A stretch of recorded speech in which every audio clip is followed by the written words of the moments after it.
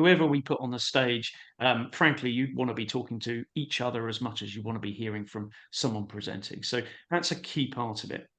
The second part of it is we actually want to narrow that matchmaking down a little bit. And we're calling this our clusters. Whether that's the right word or not, we'll decide. But ultimately, we've been collecting a lot of data on the 227 members of the peer group. So ultimately, we've been collecting lots of information about what you understand to be your shared geographies, commodities, and challenges. And the aim is to increasingly, although it's going to be start very broad, increasingly narrow it down so you're meeting people with the same challenges in the same water basins and the same commodities and so on.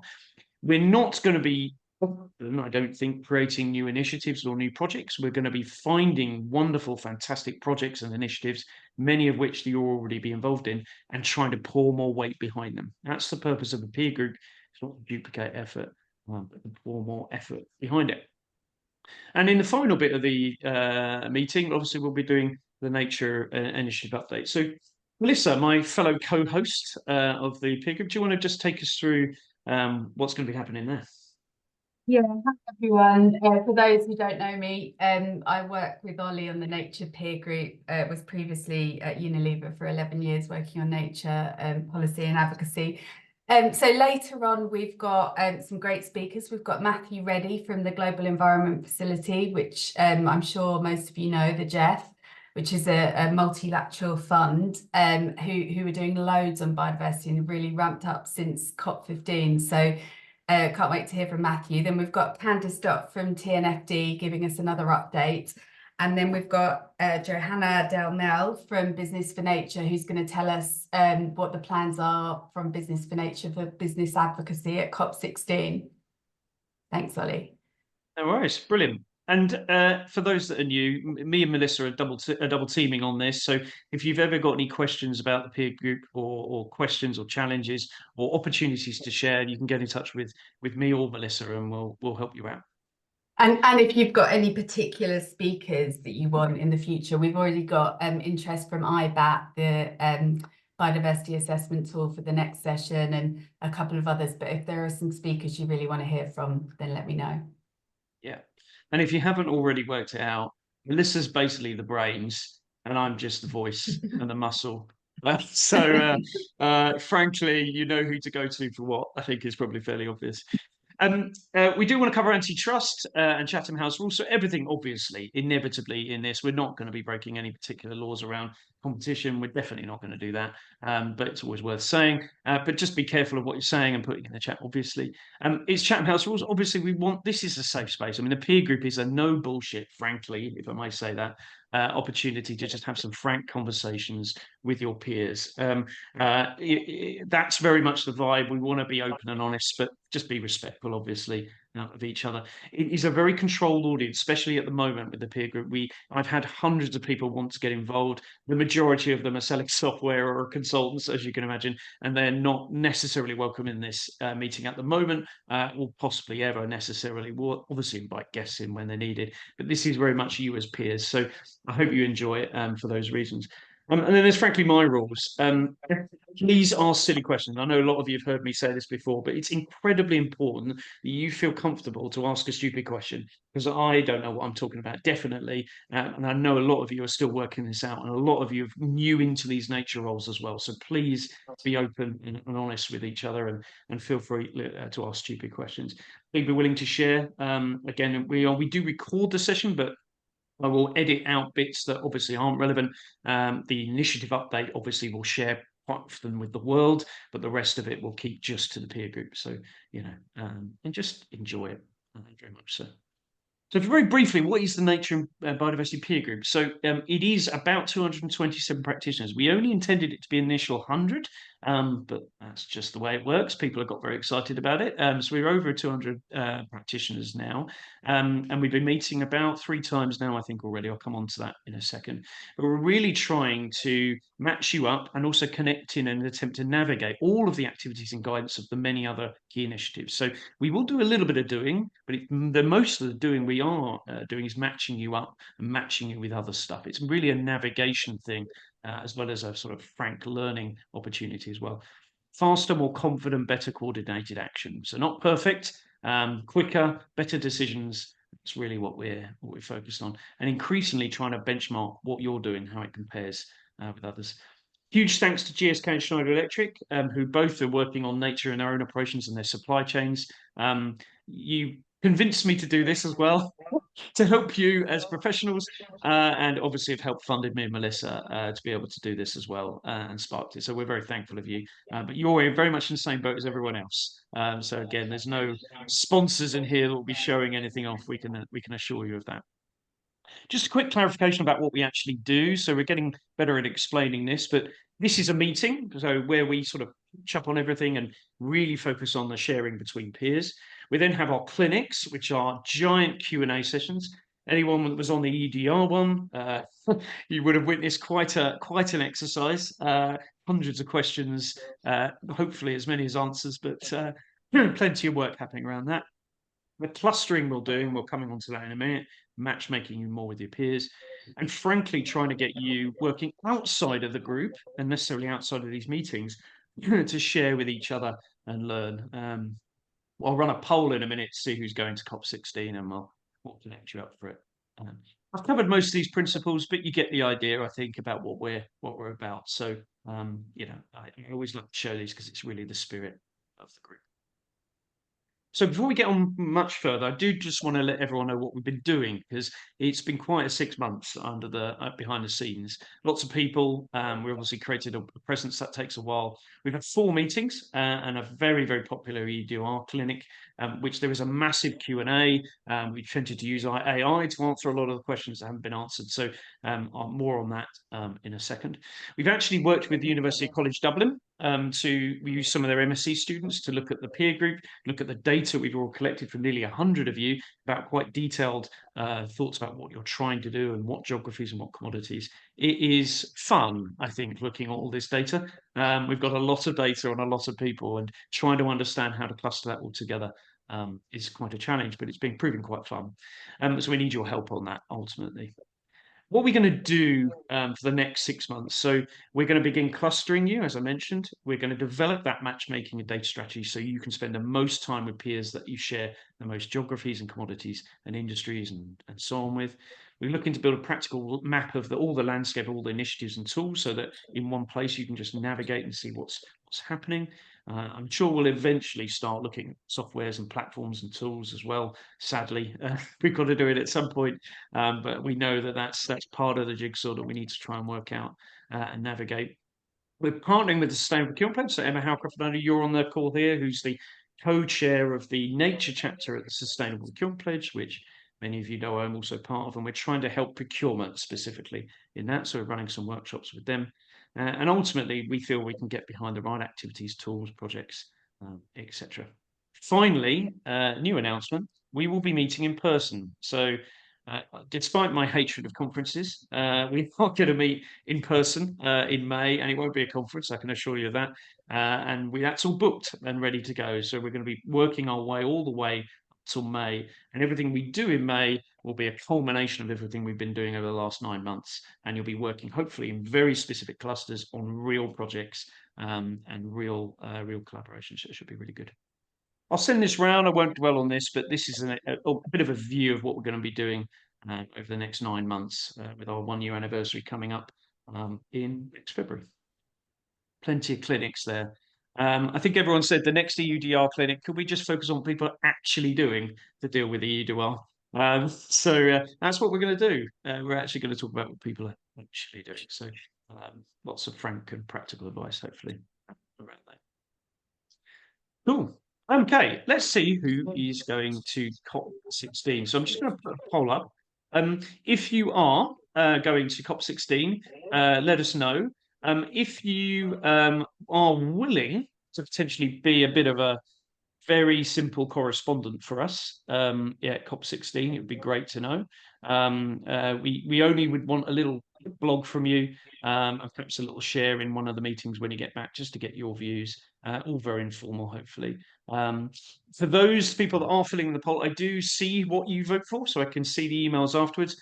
For those that are happy at the top there, well, and the second one, I presume, I will send a little email around for the ones that we know are going to COP, so you can be aware that you're going to COP, meet up, maybe send us a selfie back. I don't know, whatever it is you want to do, but it'd be good to know. Okay, you've all voted. So let's have a look. There's 11 of you out of the 35, so the third of you that are going. Good luck. Should be fun. Anyone been to Colombia before? I doubt it. Maybe you have. I don't know. Well, it should be a good session anyway. Thank you so much. That'd be really good. So I will email, if you don't mind, those people around, and I will make sure that you get the opportunity to meet each other on the day. I know a few of you have asked that as well. Now, I have another question to ask you. One thing that I would really like to have is ultimately some help around our matchmaking. So essentially what we've been doing is collecting data. We've used a survey, we've been using polls, we're obviously using the registration process for each meeting. So we're constantly collecting data and understanding about your needs and your challenges. And of course, those needs and challenges will change. Now, I want you to be honest about this. And please say no. I know I've got my sign here saying yes in front of me, but if anyone is willing to just maybe take an hour or two to really sit down with us and properly think about how we might improve this data strategy. We're being honest, it's a wonderful thing. We've got loads of information. We probably need some help and some thoughts. And again, we've only really got one brain here with Melissa, so if some more brains could come, that would be great. Thank you. I'll leave that open for a bit. So what are we going to do? So what we normally do is have some sharing with the peers, but we're going to do that in much smaller groups. So now begins a bit of an experiment, and this is the start of the clustering a little bit. We're going to put you into breakout rooms, and we've got about an hour, and we've got some exercises to do. But the intention is, number one intention, regardless of the name of the breakout room or anything like that, is for you to meet some people who've got pretty much the same job as you. Okay. Now we want you to share some of your challenges and experiences. We'll explain specifically what we're going to ask you to say and do. But that's the most important thing, inevitably.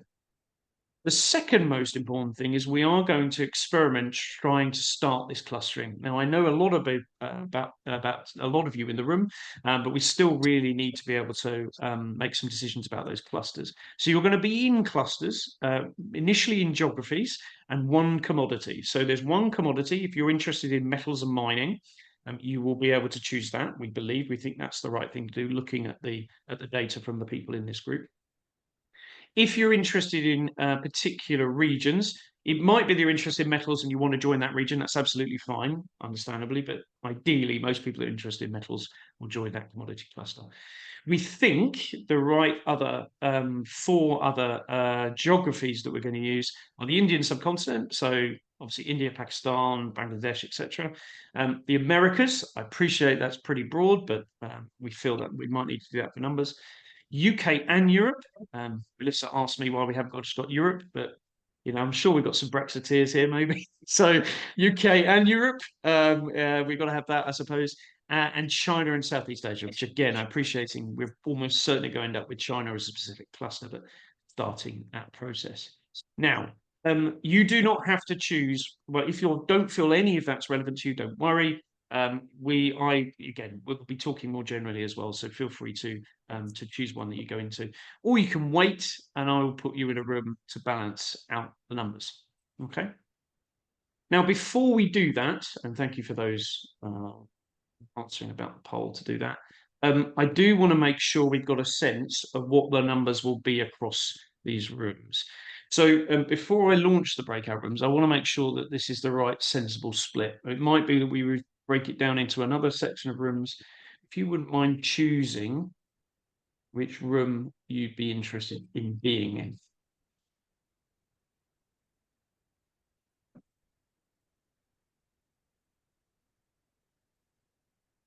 Okay, excellent. As suspected, we've got a lot of UK and Europes. That's great. So that's wonderful. We'll do a room for UK and Europe. We're going to do a room for the Americas. So that's great. Thank you very much. We're going to do metals and mining, which is great. We've got plenty of people that. And for the Indian and subcontinent, I'm going to combine India, China, and Southeast Asia together. Now, there's 3 of you in that group. We have got quite a few people who are interested in India, Pakistan, China, and Southeast Asia as well. Not necessarily in this meeting today. So I'm going to put you together as a 3.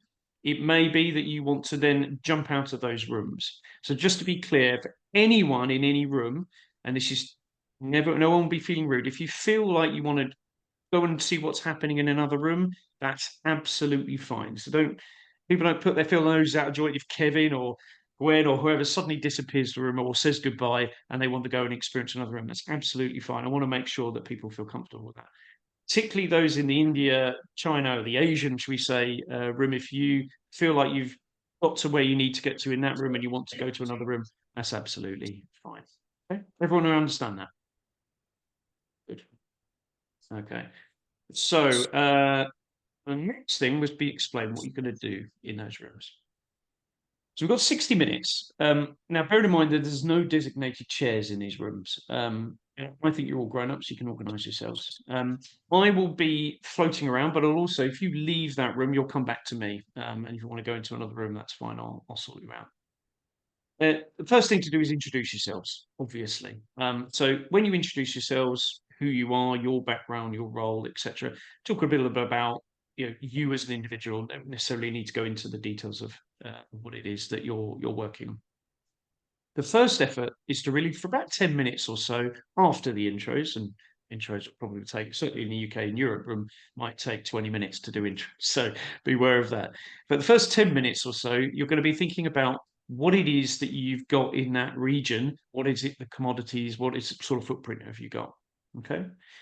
The next 25 minutes, we're going to be spent talking about what the challenges and issues are that you're aware of in that region. So most of the time, and these aren't hard and fast, you'll be managing yourselves. I'll be putting little prompts in as well as we go.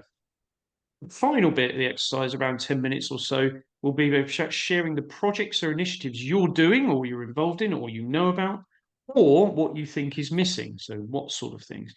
Now, ultimately, come May, or possibly even sooner, we're going to end up with very specific people working in specific geographies and specific commodities, working around either new or existing projects and really adding weight behind those projects. That's the intention.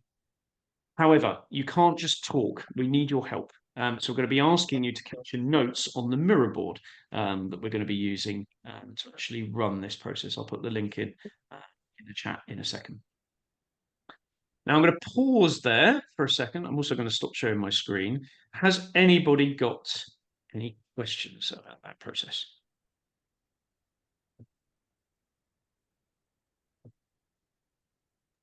What happens if you are interested and have scope across all regions rather than just a single region? You're going to be forced to choose, Bruce. Yeah, I thought you might say that. Yeah, so there's 2 parts to this. Obviously, there's the room you're in, okay, with that, and that's going to be designated by the people that you're with. But then there's also the mirror board, okay? So I'll put the link into the chat for the mirror board. I'll come on to mirror boards in a second. Hopefully that works for everyone. You can work on other boards on there, Bruce. So even though you'll be sat with people in a particular region, again, increasingly those things will be more focused, but you can feel free to share what it is you're working with anyone. If you want to go and work on another board or add in other insight, Bruce, if you want to come out and jump to another meeting, another group, sorry, that's fine as well. Perfect, thank you. All part of the first attempt and experiment of this, okay? Thanks. Ollie, did you have an idea of tier of a supply chain you were looking to kind of focus in on at this point? Because I think we could probably do every region for every tier. Yeah, and sure. The types of challenges that we surface would be really different depending on which aspect we spoke about. So there's 2 of us from Burberry, so we're happy to split. But yeah, did you have an idea of how you wanted people to segment the initial challenge, I suppose, whether it be a specific nature-based commodity or ecosystem or service or whatever it is, or was it just kind of a free-for-all for now? I would fire the question back to you, Michaela. What do you think is a good idea?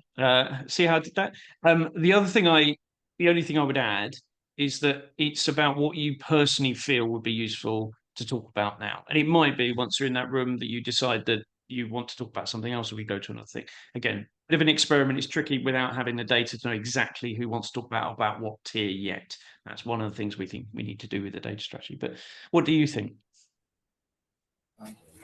You're on our advisory board, Michaela. You've got to have an opinion. I think that's the type of answer McKinsey would have given me, Ollie. Oh no, really?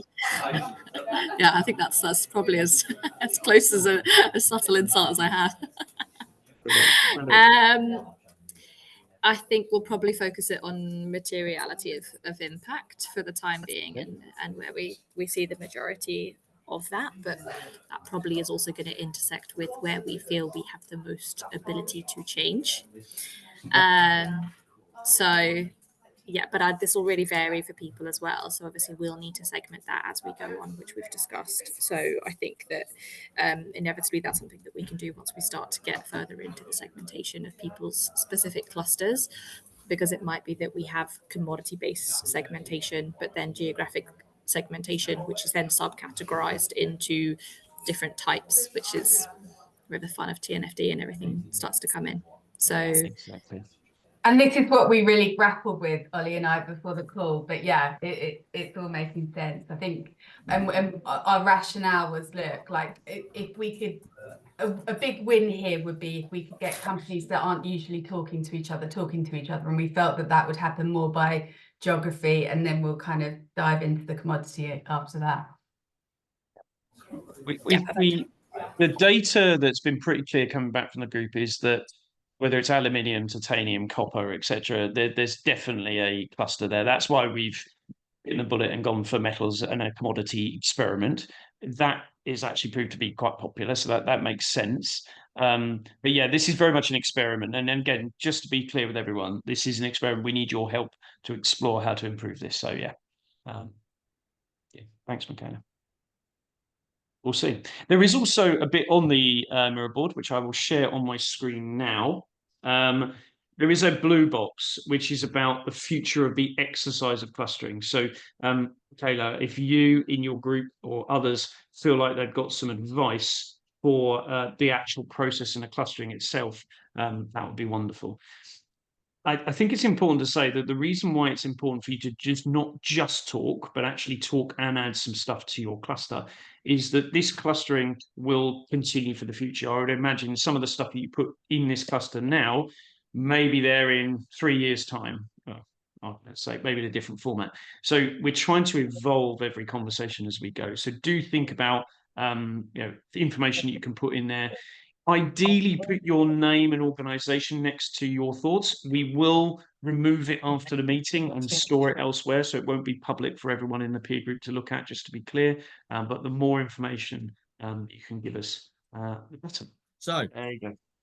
So we have our Jeff Trust Fund, which is based on focal areas. And you can see here climate change, biodiversity, land degradation. Very interested to hear people today on the call talking about metals and mining, and of course we have our chemicals and waste focal areas as well. And each of these is treated in what we call an integrated approach. So we're trying now not to just isolate climate change and nature, but trying to bring these two elements together and deliver these in our countries. Our countries are, of course, developing countries, and our donors are the developed countries, US, UK, Japan, Switzerland, etc., as you can imagine.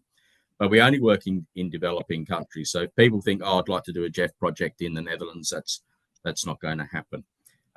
We have specific funds that look after climate change, which are focal area focused. But then we also have this new fund called the Global Biodiversity Framework Fund, which is targeted specifically at biodiversity outcomes and helping countries achieve their goals and targets under the Kunming-Montreal Global Biodiversity Framework. And likely that the Jeff will be the funding mechanism for any new further plastics treaty and a plastics fund there. So the scope of the GEF is ever widening. And so this opens up a lot of opportunities for us to engage with the private sector. So at COP15, as people will remember, we had the launch of the Global Biodiversity Framework Fund. Now, Jeff has just started this fund. I think some people on the call were part of the consultative process for the fund, but the fund is being capitalized at a slower than expected rate. The donor community is saying, well, hang on, do we really need to fund another biodiversity initiative when we already have the GEF? Isn't this somewhat duplicative? So we've actually started to tailor this fund a lot more specifically towards the requirements of the countries in meeting their obligations under the GBF. So you'll see in this fund a very strong focus on biodiversity in critical biomes, and there are limited opportunities for the private sector to engage in this fund, unfortunately. But as time evolves, we do expect to see more of a focus on, say, some of the more relevant goals and targets. So target 10, for example, on sustainable production, or target 6 on the elimination of pest and plant animals, invasive species. So over time, we expect the Global Biodiversity Framework Fund to be more relevant to the private sector, and we would like to keep you updated on the work we're doing in that space. Importantly, we have private sector representation on the fund council. So we have the International Chamber of Commerce, ICC, and the World Economic Forum as our private sector observers. And we're hoping that we can use these fora to report back to the private sector on the activities. Coming up in COP16, I know we're going to have the BFN talk a little bit about this. Jeff will have a pavilion there. So I would invite those people, the 23% of people on the call who are going to be at COP16, to come and have a chat to us, introduce yourself at the Jeff Pavilion.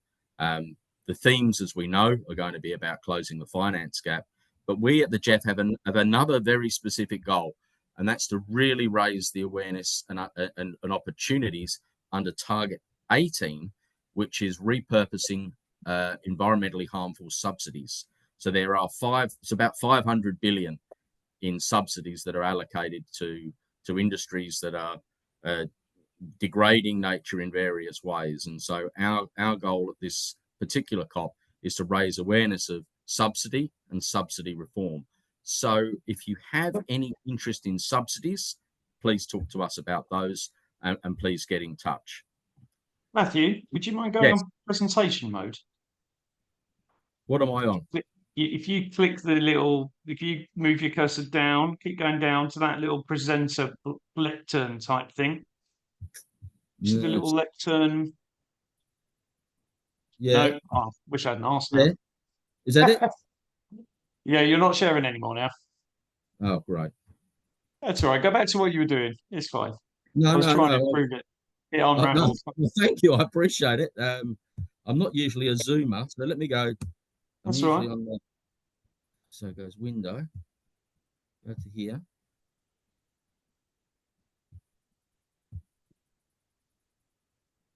There we go. Yeah, you click that. Yeah. It should work. Are we good? If not, right, don't press anything and just speak. Sorry about that. But you can That's see all the right. screen. We can, but I think you need to cycle through the slides. That's all. But it's fine. We can see it. You crack Okay. on. I'll shut up. Well, yeah, sorry about that. So No the worries. most important thing we're working on now, and very poignant for today's call, is around our work with net zero and nature positive supply chains. So we're working very strongly in food systems. So people are aware of our work in, say, palm oil, tropical commodities linked to deforestation, except for timber. We don't work in that space. Livestock and aquaculture are new for us. So organisations that are interested in food systems and upstream scope 3 emissions reductions and being nature positive, we'll be most keen to talk to you about those. Plastics and circular solutions to plastic pollution. So not just looking at the plastics value chain, but how we can develop alternatives, reuse, refill type systems. That's a big part of what we're doing. And then fashion and textiles. So it was great to have Michaela on the call, and we could talk a little bit about Burberry's work and some of the links there. So we expect to continue that discussion, but certainly the way that we work is not necessarily on a bilateral basis, but through platforms. So I would think that the biodiversity and nature platform today could be one of those platforms that we use more to feed in and out of, and to develop project ideas, of course, with the World Business Council, IDH, and those other entities which no doubt you're working with. And I'll show you just a map here of just our food systems. Have about 59 or close to 60 projects globally in food systems. I appreciate this is probably going to be too small on your screen, but I'll send this presentation across to you, Oliver and Melissa, and you can distribute this. But it just shows the different commodities, where we're working, and I think that's something that we can overlay with where you have commodity interests, and we can have some of those discussions as well. This doesn't include our fashion work, it doesn't include our chemicals and waste work, but we can develop similar types of maps so that people have a very clear view of where and how the GEF is operating, and therefore do some matchmaking around some of those projects. On average, a GEF project receives between 10 to 18 million from the GEF. We leverage a further 8 to 10. So, an average project will be about sort of 8 to sort of 120 million thereabouts, and they usually go for about 4 years. So that gives you an idea of the quantum and duration of our projects. An invitation, just as we've been discussing today, we're going to be planning GEF 9. So that's our investment priorities going forward. All of those things you've been speaking about today, and the sort of concepts that you'd like to see, can really be fed into how we think about our investments into the GEF 9 period. So that's going to be an invitation for 2025. And so we'd really like some of the discussion points and findings that you're making in your groups to help inform how we design our projects going forward. And I have a few more slides here, but in the interest of time, I'll keep that short, and we'll take any questions if there's any time for that. Yeah, lovely, Matthew. We'll come back to that at the end, but do send your slides on. We only saw a couple of them, but we will send them around for everyone so they can have a good old look at it. So thanks. Okay. We really appreciate it. Thanks so much, Matt. I definitely think in the future there's going to be kind of collaborations around these clusters, and the more we can kind of inform you of the actual work of these working on nature, I think that'll be really useful. And I can't believe you're from Billericay, because I am as well. Anyway, we need a Billericay cluster. Well, there we go. Mayflower School. There you go. Jelly deals and Matt, I'll be in fake tan. contact with Mayflower School as well. Anyway, Candice from TNFD, are you there? I am. Hi. So much. Hi. I'm going to share my slides, and Charlie said I had about 5 minutes, so I hope I don't abuse the 5, 10. Yeah, you'll be all right. You'll be fine. Great. Okay. Let me see if I can humor everyone with a few slides, because Matt did a really good job there, and so have you, Oliver. This has been a great session. Thank you. Okay, so I will go into presentation mode and hope for the best, because there we go. Beautiful. Blows some of my screens up. I'm going to focus on sort of 3 main things. One is in my role leading all of our global market engagement, we've obviously got a very focused initiative towards COP16 around adoption, and working with organizations to do with what it actually means to commit to becoming a TNFD adopter. And I think Charlie mentioned to me, Charlie Dixon from the consultation group in the UK, that the last time he was here, he briefly touched on the fact that I think we're about to approach our London Climate Action Week adoption event. So these really cool images, but just because of Team Australia on the call, I'm just going to call out, we added a new Nature Positive Summit initiative, which we haven't done before, but just following on from London Climate Action Week, we've got a mini stop in Australia ahead of the Nature Positive Summit around adoption, but all heading towards our COP16 adoption initiative. So I think just quickly highlighting the success of the June announcement. Our adopters are updated on our website monthly, but we obviously have a unique opportunity to work with stakeholders who are close to signaling and committing to their adoption journey. We're finding a lot of companies are actually putting out their TNFD first stage reports or early TNFD aligned reports. There are about 70 that we are aware of, and we're also publishing those on our website, which is pretty cool. But looking at just our sort of milestone announced in June and heading towards a bigger target for COP16, we're at about 420 adopters over 51 countries. Matt, to do with your point, I'm based in South Africa, so I get Jeff funding very, very loud and clearly, and the importance of doing that across developing markets.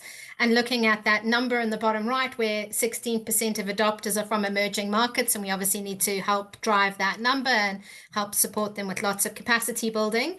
But the moral of this slide is that the sizing of the stakeholders, both across listed companies sitting at about 6 trillion US dollars of companies covered in that 420 global adopters now, and about 15.9 trillion of assets under management. So some pretty significant adoption numbers, both large and small organizations in there, but obviously leaning towards trying to drive adoption in different geographies through very, very deliberate work and I guess engagement and hopefully things that we can achieve at COP. I'm just going to quickly flash up and juggle to our website for a second, because I just want to highlight that on our website, which is the tnfd.global events site, we've just put our COP16 program up for everyone to review. We've got 4 days of TNFD and partner associated events that we will be hosting. I'm very proud to be the first event up on the board, which is on the 25th of October at a venue just outside or in the green zone, where we will be announcing our next cohort of TNFD adopters. So really keen and hopefully able to help support some of the organizations in this group and other teams with regard to that decision, which I know is a huge decision when a company commits or an organization commits. And the amount of work that goes into just that signaling is really key. But all of our events listed dates, times. If you're interested, at the top of the site, there is a register for which events you're interested in. And obviously that ensures that you are notified of updates, and we ensure that you are included in the venue capacity that we've got. And then just quickly back to something that I hope is really just something on offer. We've tried to build out a little bit more thought behind what it means to be an adopter, what some of the business case narratives are to support stakeholders within teams across the organization, and looking at that linking to the work with the ISSB and other work with obviously companies and the regulatory reporting burdens across Europe. I know that came up quite a bit in the group we were in, and people navigating their CSRD reports and so on and so forth. So just highlighting, trying to narrate what some of the business case reasons are. What does it mean to become a TNFD adopter? What are you actually committing to? And being quite specific about that's one or more of the 14 TNFD recommendations, and signing up on our website before the 11th of October. The options are to report in 2 specific timeframes, and then also just highlighting a quick reminder on what reporting looked like from a TCFD perspective when this journey started, and realizing early on in the TCF journey how companies were aligning with the 11 recommendations in TCFD and what that looked like from a reporting perspective, and on average how that matured over time, and appreciating TNFDs on exactly that same journey towards improving alignment over time.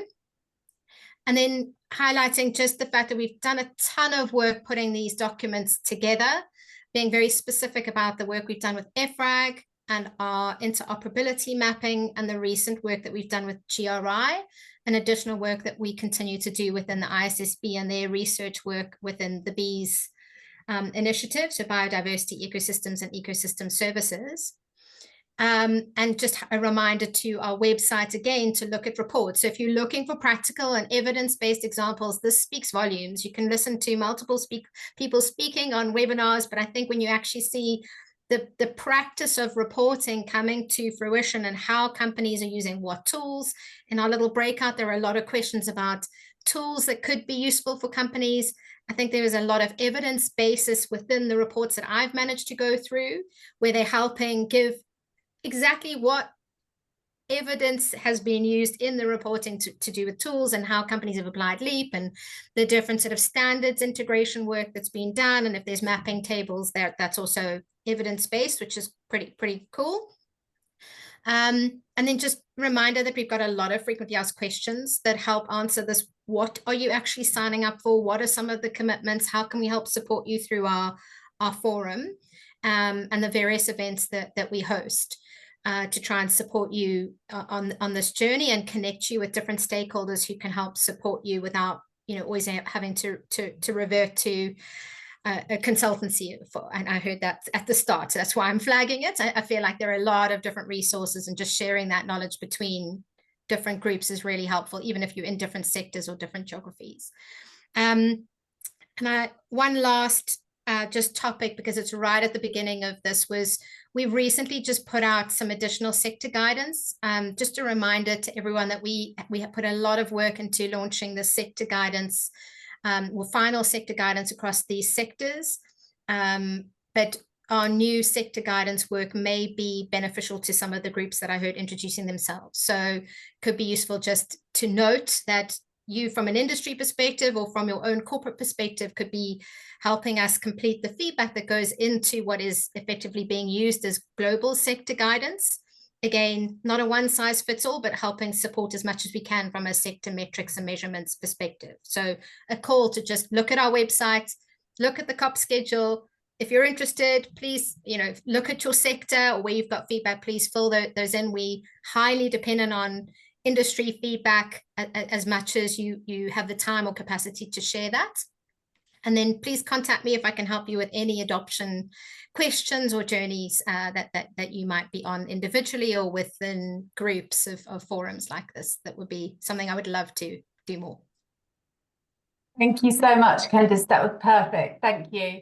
And I'll follow up with that was lots of information. I'll follow up with the rest of the links as well. Thank you so much.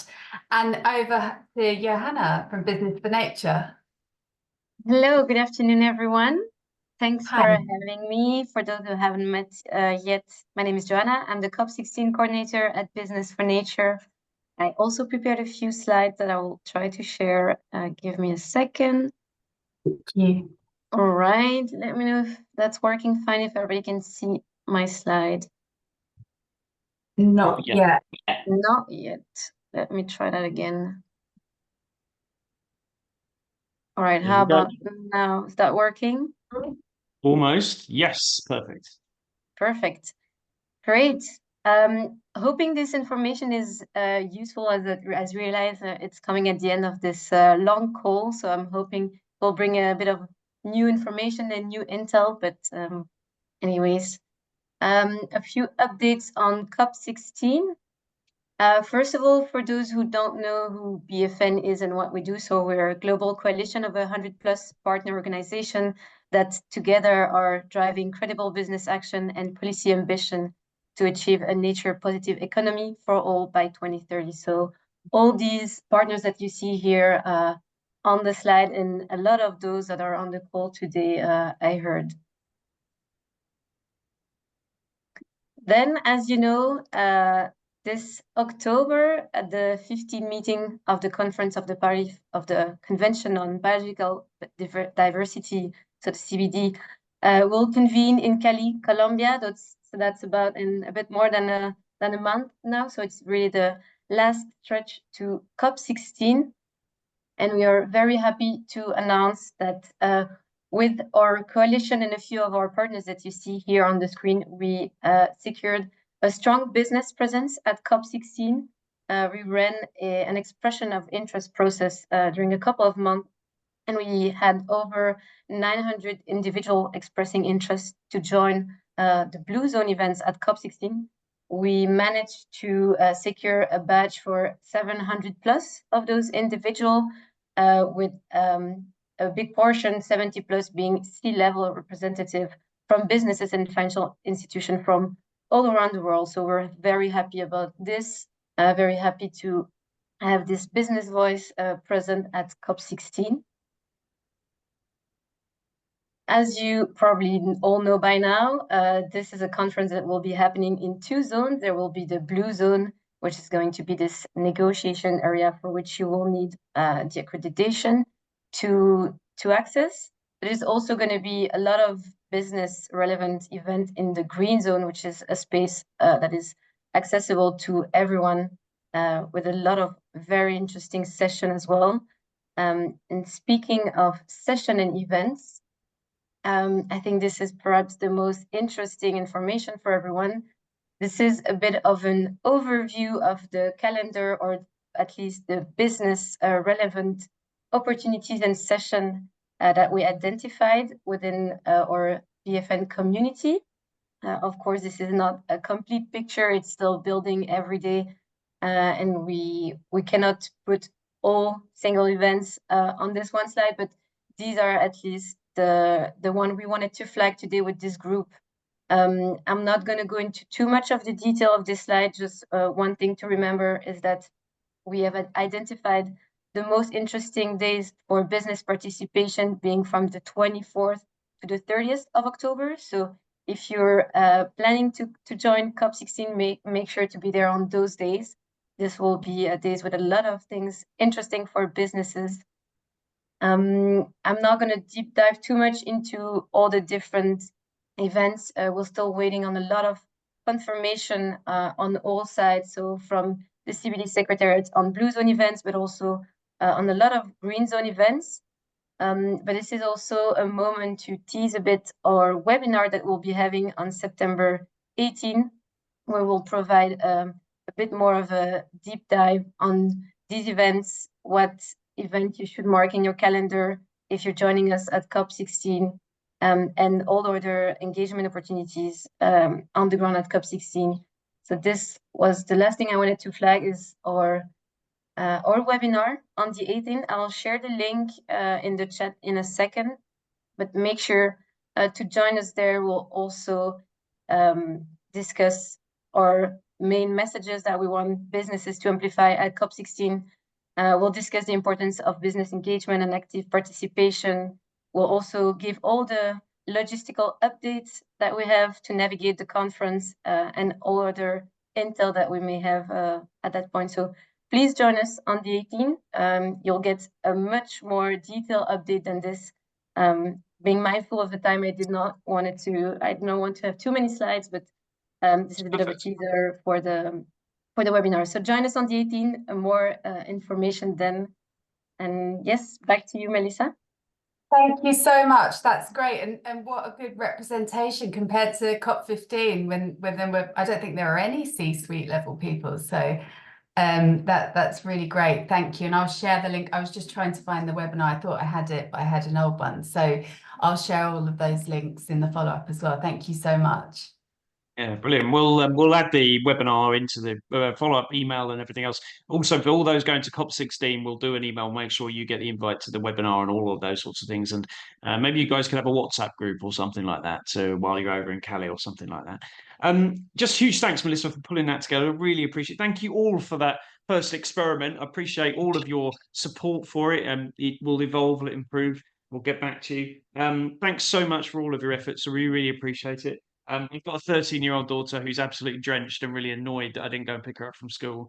And she's moaning about straight hair no longer being straight. And apparently all the windows in my house are open and my house is now drenched. But it's life. So I hope you all have a wonderful evening. Thanks. We'll see you again soon and really appreciate all your help. We'll be in touch very soon. See you. Thanks, everyone. Take care. Thank you.